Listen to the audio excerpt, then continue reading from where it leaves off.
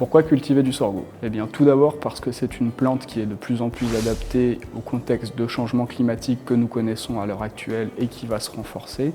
Et par ailleurs pour les producteurs européens, car c'est une plante qui a peu besoin d'intrants et qui de fait nécessite peu de charges opérationnelles. À ce titre-là, c'est une culture plutôt économe et profitable.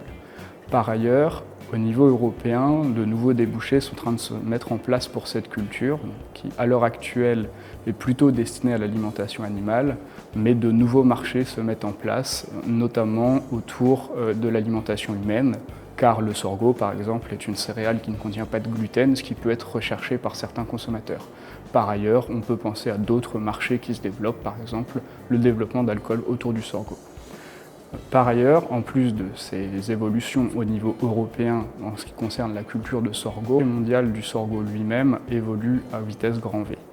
C'est le cas depuis le début des années 2010 avec l'entrée d'un nouvel acteur qui est la Chine, qui est devenue en 10 ans le premier importateur mondial de sorgho, puisqu'elle importe à peu près 80% du sorgho échangé dans le monde. Le marché chinois est en pleine croissance pour deux raisons. Tout d'abord, la croissance des besoins pour l'alimentation animale, du fait de la restructuration du cheptel porcin en Chine et de la croissance de la classe moyenne chinoise qui consomme de plus en plus de viande. Par ailleurs, la Chine mène une politique de diversification de ses approvisionnements qui profite au sorgho. En effet, elle cherche à diversifier ses approvisionnements en céréales pour ne pas compter que sur le maïs et sur le blé. C'est pourquoi le sorgho a une carte à jouer en Chine et c'est pourquoi les importations chinoises de sorgho augmentent à l'heure actuelle.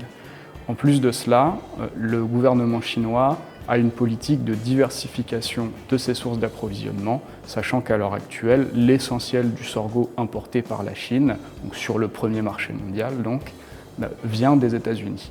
À l'avenir, on peut penser que l'Europe va être une source d'approvisionnement pour ce marché, comme ça a été le cas par le passé pour le maïs, avec une diversification par exemple pour les pays de la mer Noire. C'est donc une filière d'avenir pour les producteurs européens.